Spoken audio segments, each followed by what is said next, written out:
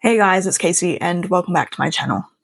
Today in Australia it is summer solstice, so it's about 1 a.m. at the moment, so I guess technically it was yesterday that was summer solstice, which is Nate's third most sacred holiday that he celebrates after Halloween and Talk Like a Pirate Day. It's not really my thing. In fact, none of your holidays and the way that you celebrate them are my thing, but nonetheless, I admire his ability to get excited about things, so we celebrate them nonetheless. Or at least I would like to, but as anyone who has seen my channel before knows, we are two of only three medical staff in our entire town. So unfortunately, he had to go to work tonight. He's been at work 9 p.m. and he will work to 11 a.m. in the morning. So it's a pretty long night shift. So we, in fact, ended up celebrating summer solstice last night, and it was a bit of an adventure. So today I'm going to attempt to fix the monstrosities of artistic expression that are the drawings that I did last night, while also taking it as an opportunity to deep dive into a topic that is long overdue on my channel: my enemies, and what about them makes them the absolute worst. So first up on the chopping block is the man who makes Freddy Krueger look like a good neighbor. The man, the myth, the legend himself, Dressed frickin' Levesque. Let me just start by saying that if Dressed didn't already want to unalive me before seeing this picture, he certainly will now, because if there's ever a drawing that is worthy of the death penalty of a complete beatdown, it is this drawing. It is, when I say monstrosity, that is taking it lightly. I don't even know where this came about. I will show it to you. It is a complete mess. This is the drawing in question. Look how bad that is. He has every right to hate me like this.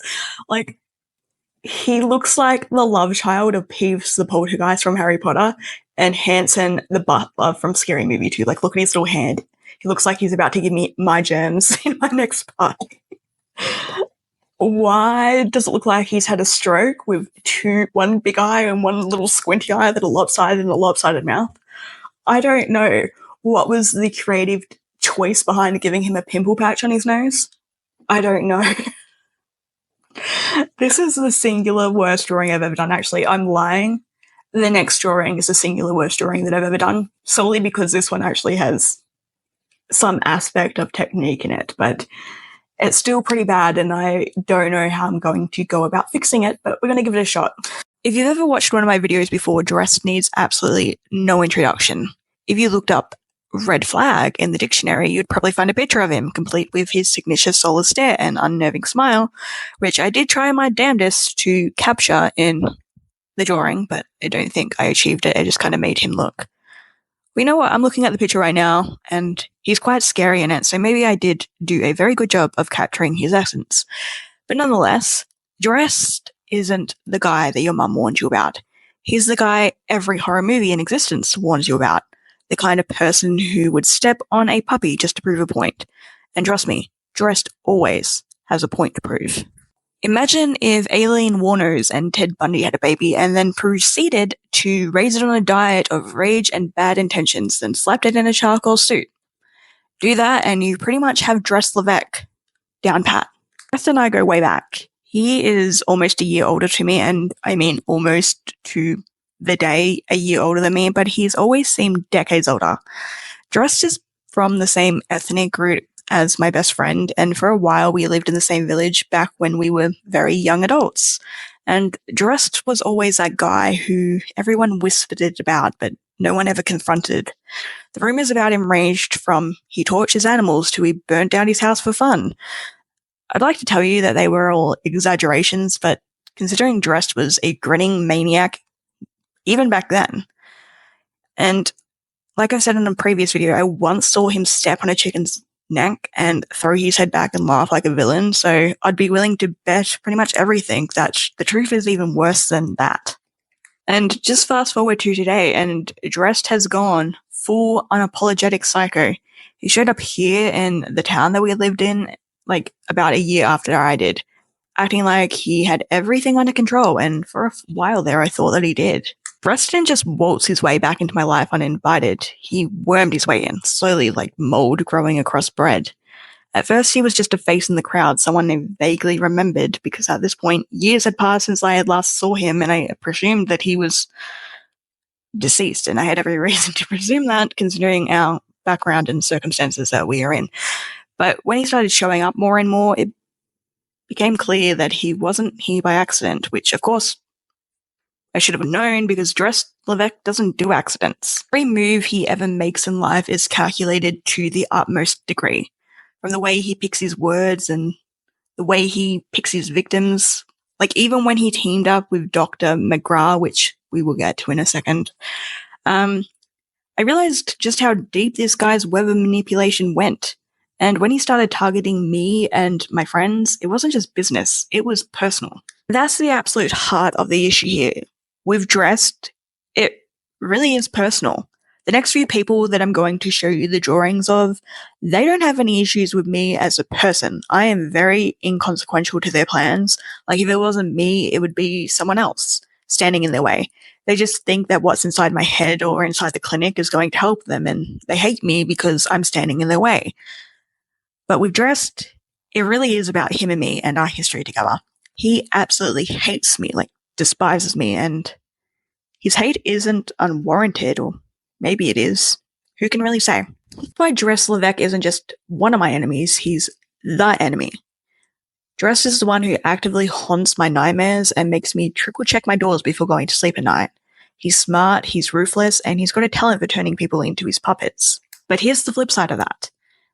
We were very good friends once upon a time, me and Dress Levesque, and I cannot deny that I owe him a debt that can never truly be fulfilled no matter what I do or what he does. And he thinks I've forgotten about that, but I remember absolutely everything. He's the forgetful one. As terrifying as he is, he's forgotten that our history makes him very, very predictable to me. I know him, I know all his tricks, and I know how he was trained. I know he always thinks he's the smartest person in every room he ever steps into, which makes it all the more satisfying when he realizes that he's underestimated someone, especially me.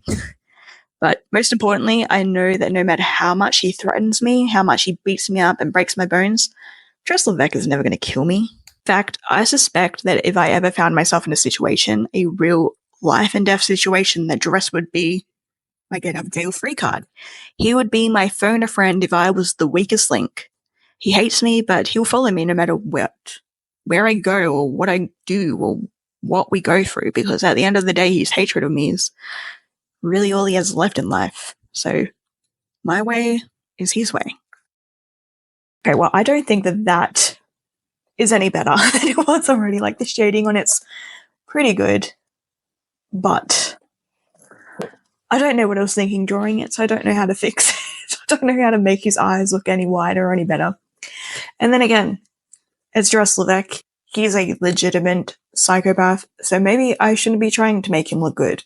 God, no wonder I have so many enemies. Like, the next one is somehow even worse. It is... Well, you'll see. Edward Cullen, what are you doing here? Like, look at him.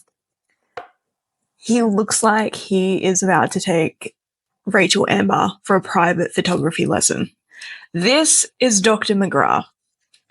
Dr. McGrath is one of the enemies on my enemy Hall of Fame list, and I will attempt to fix this. Look at his size. I will attempt to fix this monstrosity, and I don't even know if you understand how much of a monstrosity this is, because you can't read the writing in this bubble, but just know there is like 5 words in there. It's supposed to be an umbrella. There are 5 words in there, and 4 of them are misspelled. It says, businessman, doctor, businessman, visionary, extraordinaire. And most of those words are misspelled. So it was a really bad night. The jelly shots got to us really bad. But I'm going to attempt to fix this masterpiece, and at the same time tell you why the lovely Dr. McGrath is one of my top 5 enemies since moving here. Dear friends, you're probably asking, who is this delicious blob of a middle-aged, aging man? Well, dear friends, this gorgeous blob of a specimen is Dr. Alistair E. McGrath. Yeah, even his name is obnoxious. He's a man who embodies the phrase, too much confidence, not enough soul. If success was measured in smug grins and overinflated egos, McGrath would have already ascended to godhood. Unfortunately for the rest of us, he's still stuck here, pretending to be human while playing the long game that somehow always involves ruining everybody's day. Now, he has got the charisma of a late-night infomercial host and the ethics of a used car salesman who is also an arsonist in his spare time. Simply put, Dr. Howard is the human embodiment of everything I hate about being stuck in your world. If you've never had the privilege of meeting Dr. McGrath, then you should really consider yourself lucky. He claims to be a visionary, a genius, and a man of the people. And when I say he claims to be those things, I mean he claims it in every single conversation you ever have with him, ever. In reality, he's little more than a walking red flag with a business card to rival Paul Allen's. He's not a medical doctor. I feel like that's something we should get out of the way as quickly as possible, considering the circumstances and the setting of everything. No. His doctorate is one of those fancy honorary things you get for donating a lot of money to the university's library or knowing the dean. He claims to have PhDs in theology, psychology, and theoretical physics. Apparently, according to him, he once taught quantum mechanics at Oxford University before deciding he was too good for academia and pivoted towards community planning, or at least what he calls community planning, which I personally would rather call community destroying. Compared to Dress-Levesque, McGrath's game is pretty simple. He charms his way into people's lives, convinces them that he's here to help, and then proceeds to systematically dismantle everything they hold dear for a quarter of the price below market value. His specialty? Turning communities into soulless, gentrified cash cows. Hospitals, pubs, even libraries. It doesn't matter to him. If it can be monetized, he will find a way to ruin it. McGrath's game is pretty simple, especially in comparison to Dress-Levesque's. McGrath charms his way into people's lives, convinces them that he's here to help, and then proceeds to systematically dismantle everything they hold dear for a quarter below market value price. His specialty, turning communities into soulless, gentrified cash cows. Hospitals, pubs, even libraries, he really doesn't care. If it can be monetized, he will find a way to ruin it. When he showed up at my clinic for the first time, he introduced himself with a handshake so firm that it bordered on aggressive. See potential here. Said like he was complimenting a fixer-upper house that just needed a little TLC. What he really meant was, see an opportunity to make somebody's life a living hell. At first, his interest in the clinic seemed harmless enough. Sure, he made a lot of backhanded compliments about how charming the place was and how untapped the potential was, and he could see how to make it all work. But I've heard a lot worse about the clinic than that, so it didn't really bother me at first. But then came the offers, lowball ones, of course, to buy the place outright, which is funny because if he had done a smidge of research, really paid research, he would have seen why that was never going to happen, and that has nothing to do with me. It has everything to do with the owner and the organizations who own said clinic. As I said, the owner refused him outright, and he didn't take it personally, or at least that's what he said before launching a series of underhanded attacks designed to break me down systematically. He hired contractors to start improvements without permission, spread rumors about the hospital being investigated by the Register Board for being unhygienic, and even sent some of his lackeys to harass me and my coworkers at work. Ra doesn't just play dirty, he rewrites the rules of the game that you didn't even know you were playing to make sure that he wins. And the worst part about it all is that he does it with that arrogant, smarmy smile on his face, as if he's doing you a favor. His greatest weapon is by far his charisma. He can convince anyone that his intentions are noble, even though he's tearing down everything that they care about. People like McGrath don't need to rely on brute force or intimidation. They just manipulate, they scheme, and they let you destroy yourself while they sit back and watch and just wait for you to fall apart. But people like that always have a fatal flaw, and it's usually arrogance, as was the case here. He thought he was untouchable, that his money and connections made him immune to consequences, which, spoiler alert, they didn't. He really didn't know what he was playing with. And he's also very, very predictable, just like Dress. They have that in common. He's so obsessed with winning that he didn't even realize he was playing a game he couldn't possibly understand. The clinic isn't just a business. It's a living, breathing organization. And no matter how many degrees or business cards McGrath waves around, he'll never ever be able to conquer it. I don't think this is really any better, but in my defense, I was working with a very difficult canvas. So this is the best that I could do with that blob that was Dr. McGrath to begin with. So I just really focused on his skin because he has Donald Trump style orange skin and his graying hair. And then I've got his business card written down here again, which is the same as this, which is just businessman, doctor, visionary, something along those lines, because he said it so much that it just makes sense to put it on again. And then I've got a sign for my town, a bag of money, and then you can't really see it, but back here I've drawn my town with the townspeople just crying their eyes out, because if there's one thing that Dr. McGrath embodies, it is sadness and lack of hope. Now, this next one hurts the most, not because it's the worst quality picture that I've ever drawn, because that title definitely belongs to Dr. McGrath. And compared to Dr. McGrath, this drawing is the Sistine Chapel, but it hurts the most out of all my enemies. And I will explain why in a minute, but let me show you what we're working with. This gorgeous specimen, a little bit of a close-up for you, and up so you can see his beautiful hair, is Brother Hewitt.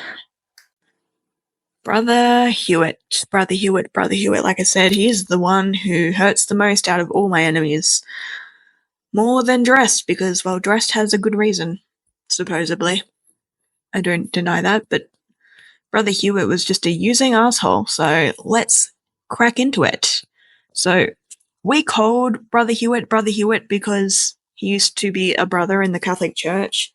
Used to be being the operative phrase because the Catholic Church excommunicated him after deciding that he was a one-way ticket to moral decay, and to be fair, they weren't entirely wrong. Brother Hewitt was my first real friend in this shitty little town. He was the owner of the local nerd shop, the kind of place where you can buy sci-fi books and obscure card games and Warhammer set, you know the type of shop I'm talking about. And the reason I would go there was not to buy Warhammer sets, but rather because, one, it was the only place locally that sold any books without having to drive 2 hours down the road, because when you're this far away from civilization, 2 hours down the road still counts as local. And number two, up the top of the shop was a mezzanine level with computers that you could access the internet from for free of charge. And like I've said before, that was amazing because the internet all the way out here doesn't work all that well. But for some reason, at his shop, the internet was always as good as if you were in the middle of a big, bustling city. At first, I thought it was just because Brother Hewitt must have been having some really cool satellites installed, but now, I mean, that's probably not very far away from the truth, is it? Even back then, I knew it was a really odd choice to open a shop like Golf Pages in a town where half the population can't read beyond a second grade level, but maybe that's what made it such a sanctuary. Just a cozy little shop with shelves of literary escapism and a mascot cat that seemed to have zero shame with licking his own butt in public. Brother Hewitt was the town's weird but extremely beloved eccentric uncle. He was always there dishing out words of advice and a special tea, if you catch my drift, to anybody who needed it. He was the kind of quirky townie you'd expect to find walking the streets of Stars Hollow, swapping witticisms with Lorelei and Rory. Not somebody you would expect to find in a shitty, dying town in the Australian outback with an ever-increasing meth problem. He was essentially a living relic of the 70s, who looked like he might burst into an anti-establishment ballad at any second. He even helped me start this YouTube channel, which in hindsight might have been his first move in a master plan to ruin my life. The biggest sign that something was off about him was the way he always showed up at the exact wrong time, like he had a sixth sense for chaos. Need a break from the horrors of the clinic? Boom. There's Hewitt with a bag of books and cryptic advice to offer you. the worst thing is that Brother Hewitt, he wasn't just my friend, he was one of the very few people who make this place bearable. He'd listen to my rants, cook me terrible dinners whenever I'd get sick, and even let me vent about the weirdness of my job. And I trusted him, which in hindsight was my mistake. Like, I can't blame him for that. It was totally down to me that transpired. Like, I knew better. It wasn't my first rodeo, but still. The crack started to show when Hewitt began asking strange questions that felt more like traps than casual conversation. He had a way of steering every topic towards the darker corners of my life, and at first I brushed off as his natural curiosity, but now I realize he was just trying to gather information, cataloguing every detail like a spider spinning a web. When the truth finally came out that Hewitt wasn't just some quirky shop owner, but a literal collector, it hit me like a ton of bricks. The man that I trusted with pretty much everything, all my secrets, everything that was wrong with my life, I'd been trusting him, and he had been using me, manipulating me in his own twisted goals. He wasn't just a bystander in the madness of this town, he was orchestrating it. Hewitt is more than human, or maybe less than human. Anyway, he is a being bound to this town, cursed to live here, but determined to make the best of it in the worst way possible. As the collector, he doesn't just kill people, he transforms them and twists their bodies and minds into tools for his own agenda. You know how a lot of workplaces have these values that they pretend to live by, like core values? Well, Hewitt had one of those too. He operated under this horrifying logic. Why let somebody die when you can just improve them instead? He's collected are more than victims, they're extensions of himself, warped into monstrous versions of who they once were. And the worst part? Hewitt thinks he's doing them a favor. Think Loki, but without the charm or a Hemsworth brother to rein him in. And it's not just that Hewitt lied to me that makes him my enemy, it's how he went about doing it. He let me believe that we were friends, that he cared, all the while pulling the strings from the shadows. He didn't just betray my trust, he weaponized it. When I confronted him, he didn't deny anything at all. Instead, he just smiled and shrugged and admitted everything was no big deal. I got bored, he said, as if that justified the destruction he'd caused all over town and elsewhere.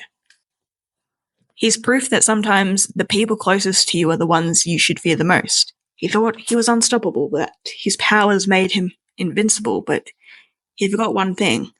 I've seen what happens when people get a little too comfortable, and there's always a bigger fish out there.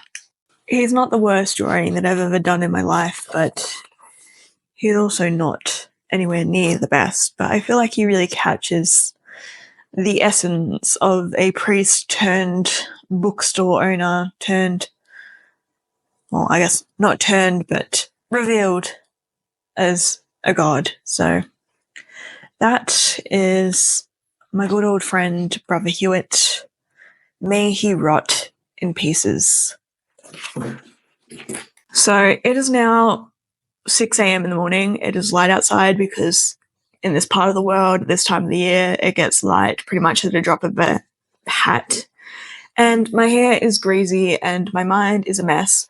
But nonetheless, we're going to push on because I now get to introduce you to contestant number 4, who is my least favorite enemy of all time. Well, not of all time, but of all the time that I've been here in this world. He is my least favorite enemy. And allow me to introduce you.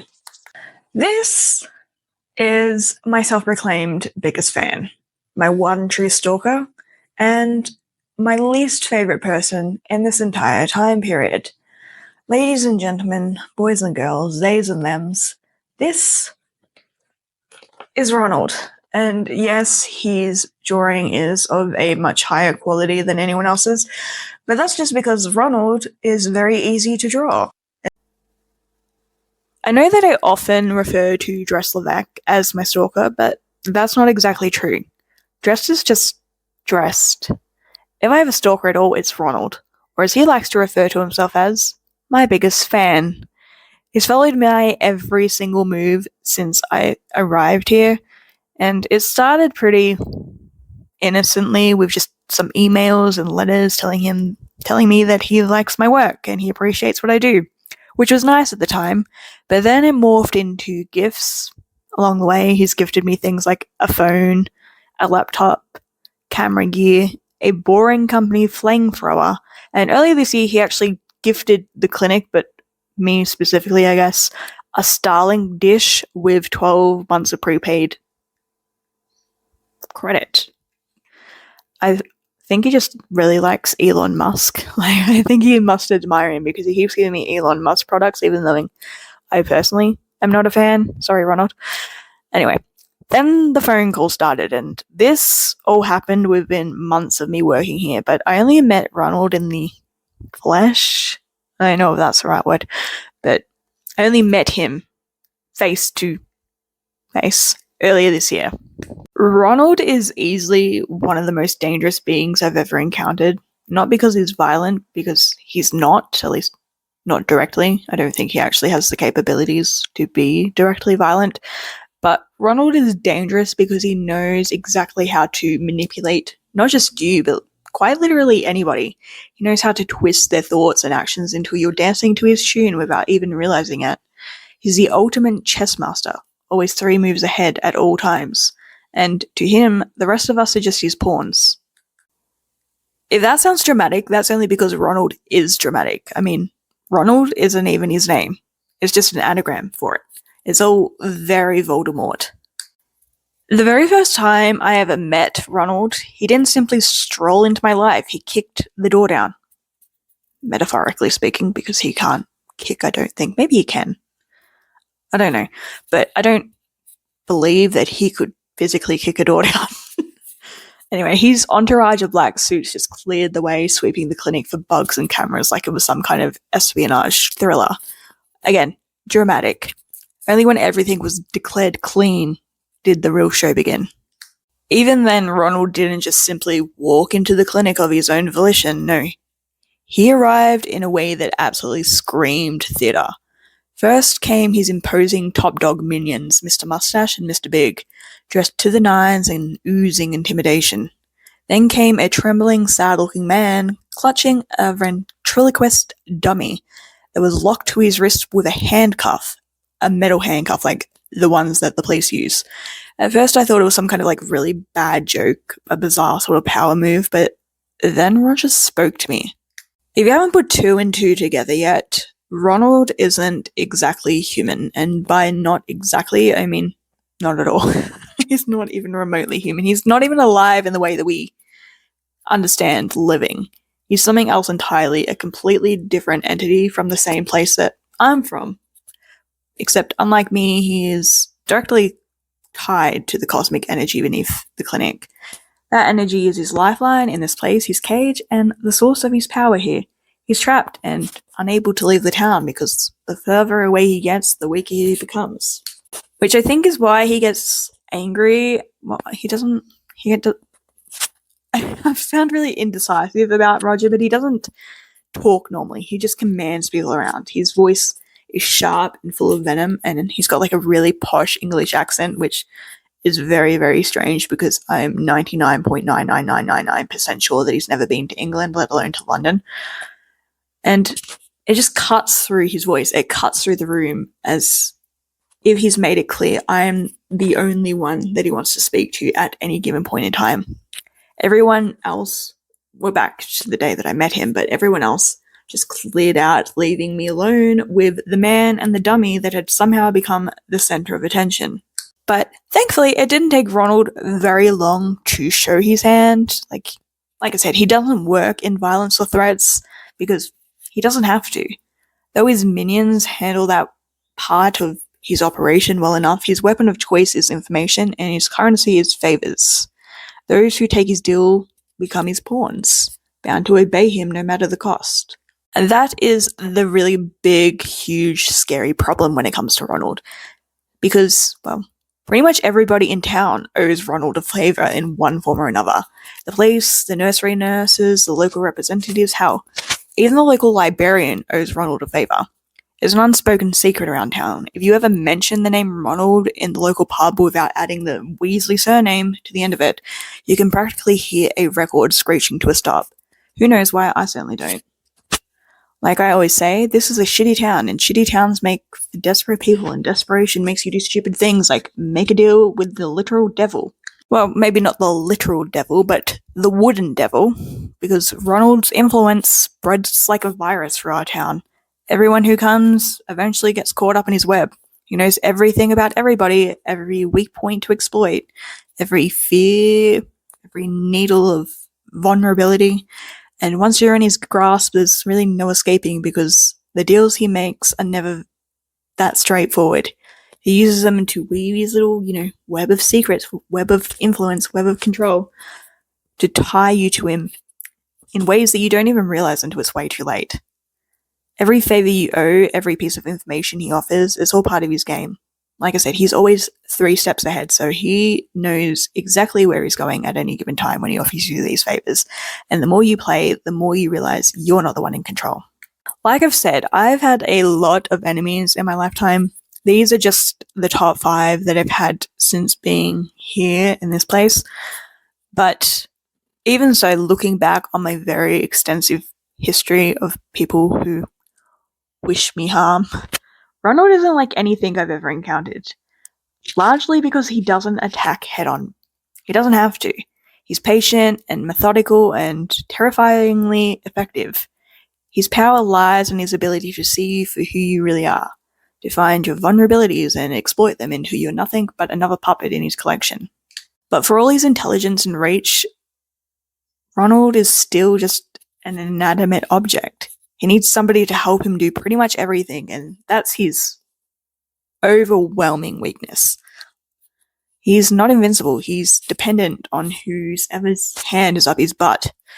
And I do mean that literally. Like, he can only move around if someone sticks their hand up his butt. It's really gross. And then you take your hand out. Well, most people don't take their hand out. They expire. But if you ever do, your hand is like covered in green, gooey substance. It's really gross. But anyway, he thinks that I am his ticket out of here, and he's just underestimating how stubborn I can be. But because of what's going on inside my head, he thinks that it's me, and it's not. But we will address that more in the next and final, and arguably, not even arguably, the most important enemy that I've ever had in my entire life. So, here's the final picture for Ronald. I don't really have much else to say about this snake in the grass, this wooden snake in the grass, other than the fact that I do not like him, even if I do like this picture, so that's that. Okay, it is way, way too late in the day for this. As you can see, all the sun is coming in now because that's why I film at night. You can see exactly now why I film at night most of the time. But we're just going to power through this because I cannot do an enemy list and not include this person in it. And I do not have a drawing for him prepared because doing the drawings with Nate was a local activity for local people, and he is not a local person, at least directly. So we're just going to power through it. I will tell you about A and everything that is, and see where we go from there, I guess. Roll the tape. A. That's what I'm going to call him in these videos, just A. Not because I don't know his name, I absolutely do, but because, well, knowing somebody's name gives you a certain ownership over them, which is great for chronic illnesses or relationship issues, but not so great for people like A. Trust me, you do not want ownership over him.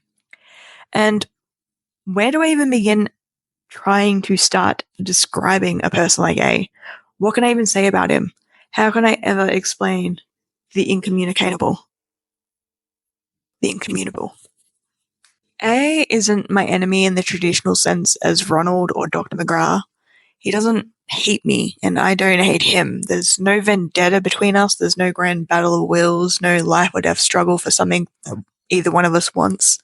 If anything, I love A. Not romantically, not even necessarily platonically, but in the same way I love the stars. And yet he has done more damage to my life than anybody or anything else ever could. Not because he wanted to, but simply because he is. He exists, and his existence alone is enough to wreck my life multiple times over. That's not even a complaint, just an indisputable fact. And honestly, it's completely fair because I wrecked his life first.